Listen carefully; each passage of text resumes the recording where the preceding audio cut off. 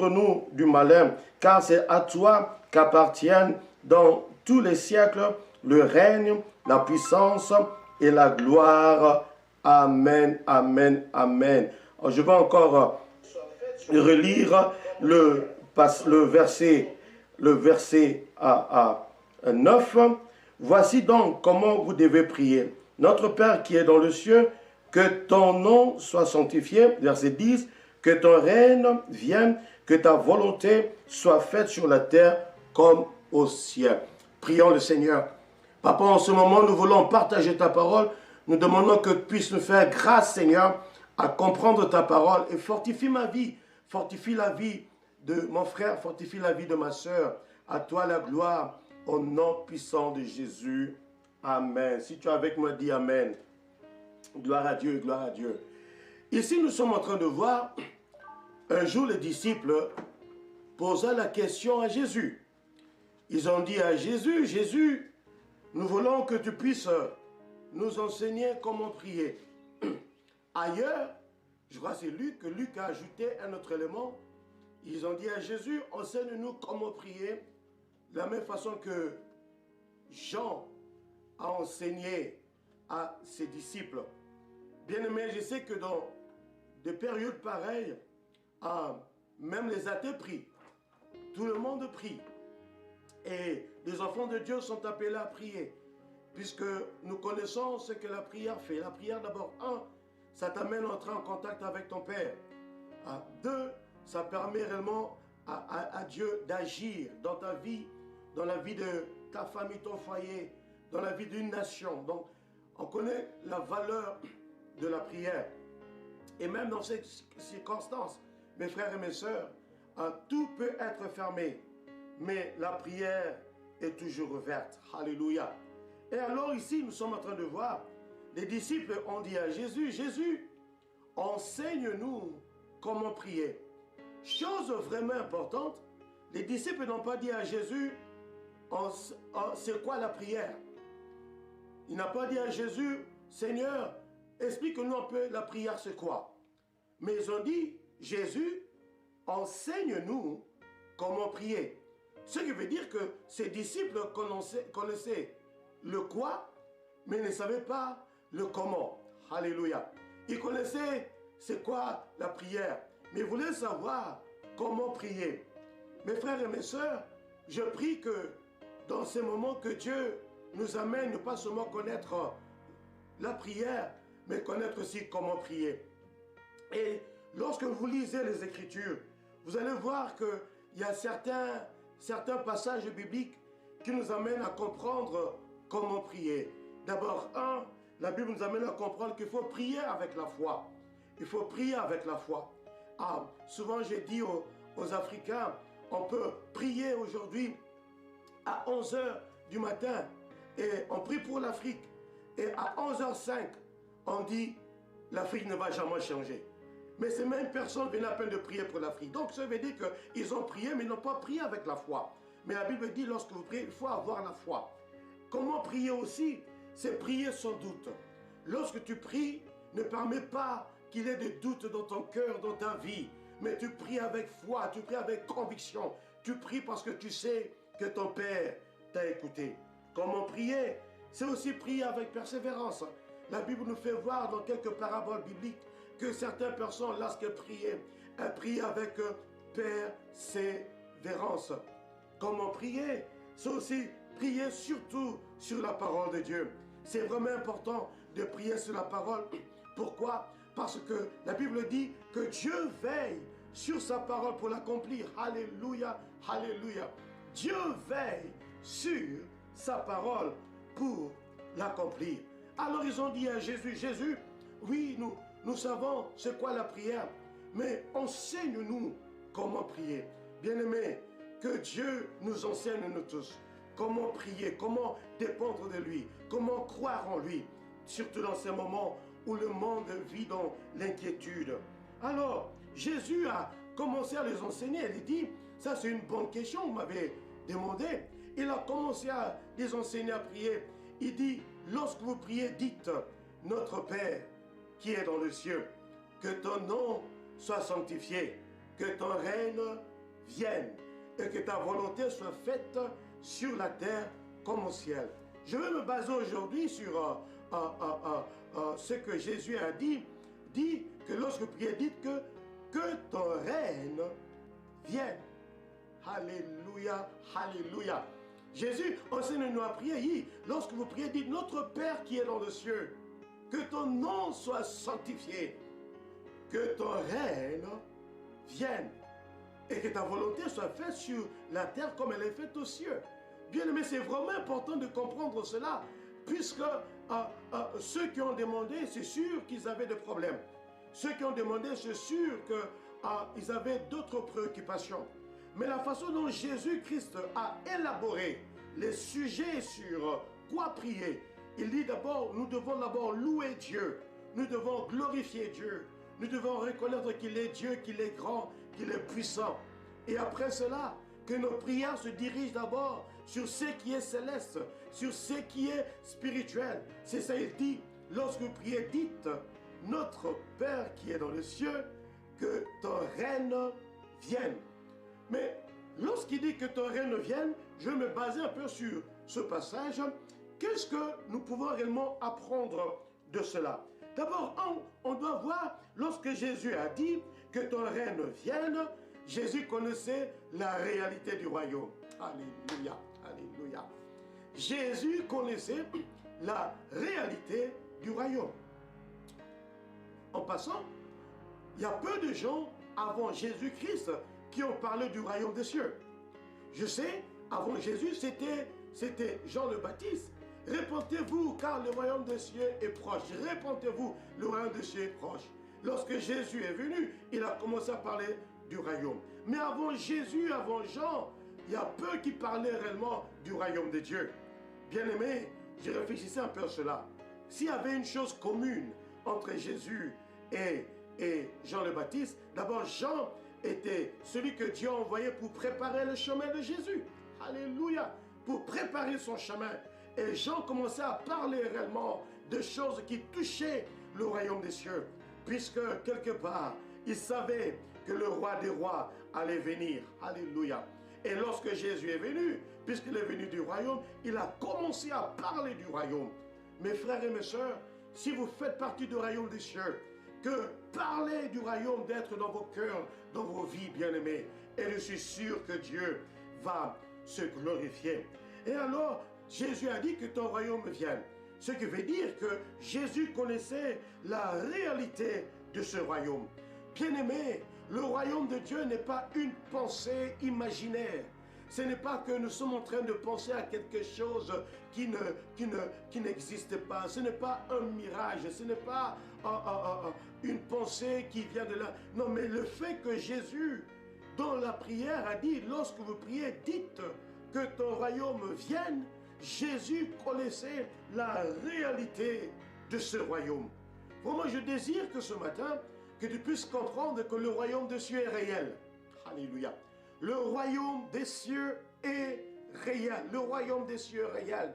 Je suis sûr que si on te posait, si réellement tu es vivant, tu vas dire que tu es vivant puisque tu sais que tu es vivant. Et je suis sûr que si on te posait, les États-Unis existent, tu vas dire oui, les États-Unis, la France, le Congo, l'Algérie, le Cameroun, Burkina Faso, Côte d'Ivoire existent. Mais alors Jésus a dit que le royaume, lorsque il dit que ton royaume vienne, donc Jésus connaissait la réalité du royaume. Mes frères et mes sœurs, dans ce moment difficile, compliqué, qu'on ne puisse pas perdre la notion que le royaume de Dieu existe.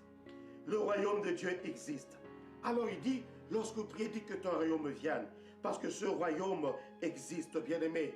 Mais le fait que Jésus a dit que prier que ton royaume vienne, veut m'amener à comprendre quelque chose sur la réalité du royaume. D'abord, on doit savoir que Jésus a dit, ce royaume est un royaume à être cherché. Alléluia, alléluia. C'est un royaume à être cherché. Puisqu'il dit que ton royaume vienne, donc je connais la réalité, je connais l'impact, je connais la valeur, je connais l'autorité de ce royaume. Donc c'est un royaume à chercher. Matthieu 6 nous dit ceci, cherchez premièrement le royaume des cieux. cherchez premièrement le royaume des cieux et sa justice. Et toutes ces choses vous seront données par-dessus tout. Alléluia. Donc, c'est un royaume à chercher. Donc, tout ce que nous allons chercher pendant ce moment, on va chercher comment faire pour avoir de l'argent, comment nous protéger. Bien-aimés, Jésus a dit, cherchez premièrement le royaume des cieux. Tu cherches le royaume, Dieu va te protéger. Tu cherches le royaume, Dieu va te bénir. Tu cherches le royaume, Dieu va t'élever. Tu cherches le royaume, Dieu va te soutenir. C'est un royaume à être cherché, mais c'est un royaume à désirer. Alléluia. Comprenez que dans ce temps-là, Rome était en train de dominer. Et Rome avait imposé ses lois. Mais Jésus dit, lorsque vous priez, dites que ton royaume vienne. Donc c'est un royaume que tu dois désirer. Mon frère et ma soeur, nous désirons plusieurs choses. Nous désirons des choses qui sont des fois bonnes et correctes, mais il y a des choses qui sont peut-être, à la fin de compte, ça n'a pas réellement de la valeur. Mais désire le royaume de Dieu. Désire à connaître le royaume des cieux. Désire à connaître le roi du royaume. Jésus dit, lorsque vous priez, dites que ton règne vienne. Donc désire ce royaume de Dieu. Mais non pas seulement c'est un royaume à chercher, non pas seulement c'est un royaume à désirer, mais aussi c'est un royaume à préférer. Alléluia, alléluia. Bien-aimés, je vous raconte une petite histoire. Et je l'ai déjà dit à mes frères et sœurs de la vie abondante, que lorsque j'étais encore au pays, mes frères étaient en Belgique, étaient en URSS, étaient en Éthiopie, et j'étais celui qui était resté au Congo. Mais croyez-moi, lorsqu'on m'avait dit que j'irais aux États-Unis, bien aimé, si même quelqu'un me proposait aller en Belgique, aller au Congo-Brazzaville, j'allais dire non, puisque j'allais préférer à venir aux États-Unis. Donc c'est un royaume bien-aimé à préférer. Tu auras réellement des choix à préférer plusieurs choses. Mais je te dis ceci, connaissant la réalité de ce royaume, connaissant la valeur de ce royaume, connaissant la puissance de ce royaume, mes frères et mes sœurs, cherchons d'abord le royaume des cieux. Jésus a dit, lorsque vous priez, dites que notre Père qui est dans le ciel, que ton règne vienne. Oh, ce matin, moi je prie que cette prière soit réalité dans vos vies. Que cette prière soit réalité dans vos familles. Que cette prière soit réalité dans vos foyers. Que cette prière soit réalité dans vos nations. Cette prière bien-aimée. Alléluia. Mais c'est quoi réellement la valeur de ce royaume? Si réellement ce royaume est réel, si réellement Jésus désire qu'on puisse chercher ce royaume, désirer ce royaume bien-aimé, c'est quoi la valeur de ce royaume? D'abord, c'est un royaume qui n'est pas établi par un humain. Alléluia.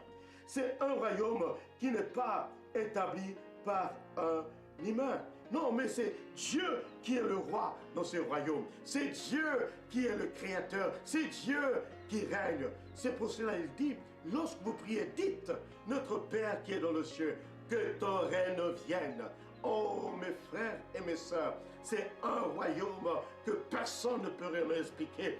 C'est un royaume que personne ne peut réellement comprendre parce qu'il y a plusieurs choses dans ce royaume.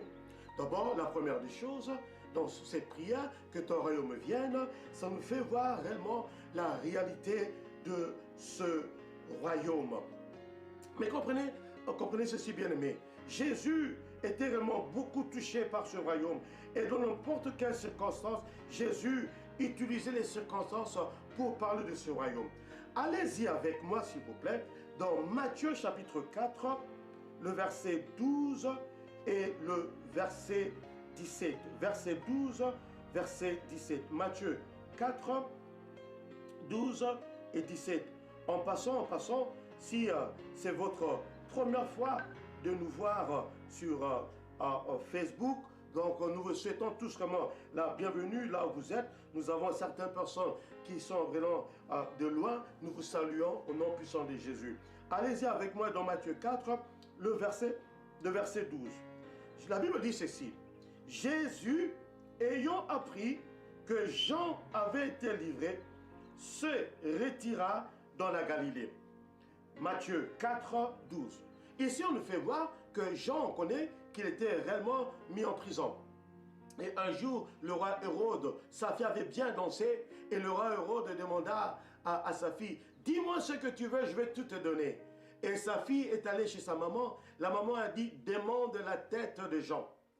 Mais puisque le roi avait donné sa parole, malgré que cela avait touché son cœur, mais il devait accomplir sa parole. Et il a demandé qu'on puisse décapiter la tête de Jean-Baptiste. Et la Bible dit que lorsque Jésus a entendu cela, Jésus s'est retiré. Maintenant, allez-y avec moi, Jean 4, verset 17. Alléluia.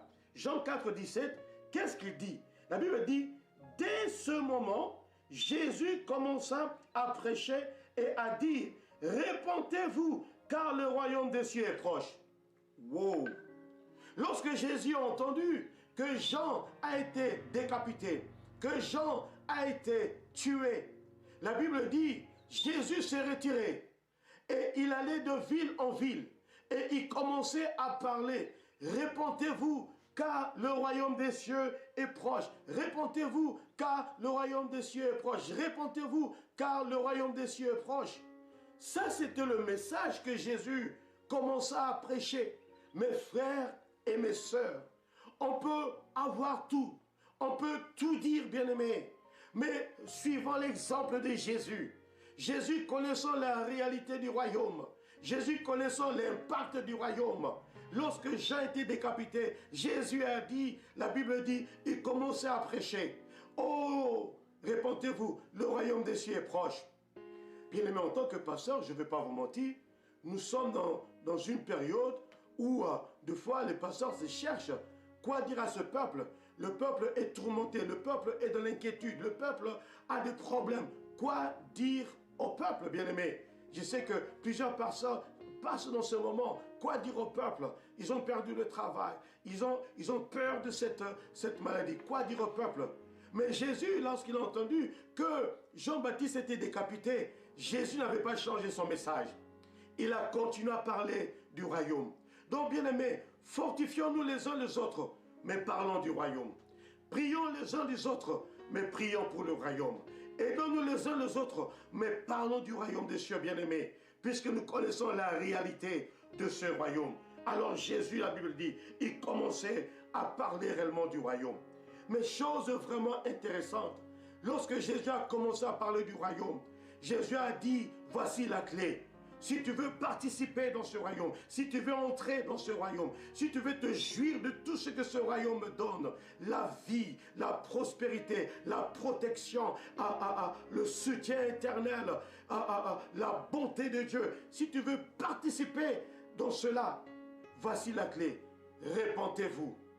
Vraiment, toi qui me suis, toi qui nous suis, toi qui suis la vie abondante, si tu n'as jamais donné ta vie à Jésus-Christ, il y a un royaume qui est supérieur. Il y a un royaume qui est au-delà de l'Amérique, de l'Europe, des États-Unis, de la Chine, de l'Afrique. C'est le royaume des cieux.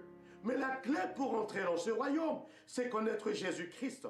C'est accepter Jésus comme ton Seigneur et Sauveur. Mais lorsque tu acceptes Jésus comme ton Seigneur et Sauveur, je suis sûr que tu vas te repentir. Tu vas changer ton comportement. Tu vas accepter Jésus dans ta vie. Et tu vas mettre Jésus ton roi, ton maître, ton libérateur. Alléluia. Si tu ne l'as pas encore fait, voici l'opportunité pour toi. Vraiment, invite Jésus dans ta vie. Dis Jésus, à partir d'aujourd'hui, je te donne ma vie. Sois mon roi, sois mon Seigneur. Et dirige ma vie. Vraiment, ou bien si tu as besoin encore, qu'on t'explique encore beaucoup, envoie-nous une information et tes informations, nous allons te contacter. Jésus a dit, répentez-vous car le royaume des cieux est proche. Mes frères et mes sœurs, le royaume des cieux est proche.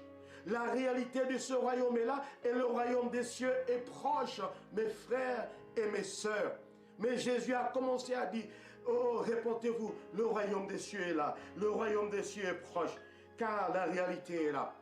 Oh, dans Jean chapitre 3, Nicodème a dit à Jésus, Jésus, nous connaissons que tu viens de Dieu parce que personne ne peut faire de ces miracles si Dieu n'est avec lui. Jésus a dit, si tu n'es né de nouveau, si tu n'es né d'esprit, tu ne verras même pas le royaume des cieux. Wow, Nicodème était un religieux. Il connaissait la loi hébraïque. Il connaissait la loi des Juifs. Mais Jésus a dit, si tu n'es né de nouveau, tu ne verras même pas le royaume des cieux. Oh, mais Nicodème a dit, moi qui est vieux, est-ce que je peux encore entrer dans le ventre de ma maman? Jésus a dit, si tu es né d'eau et d'esprit, tu n'entreras même pas, tu ne verras même pas. Oh, non pas seulement tu ne vas pas voir, mais tu ne vas même pas entrer. Donc la clé c'était, il faut naître de nouveau.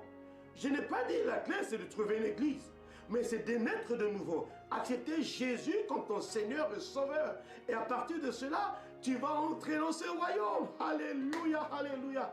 Et croyez-moi, dans ce royaume, tout est éternel.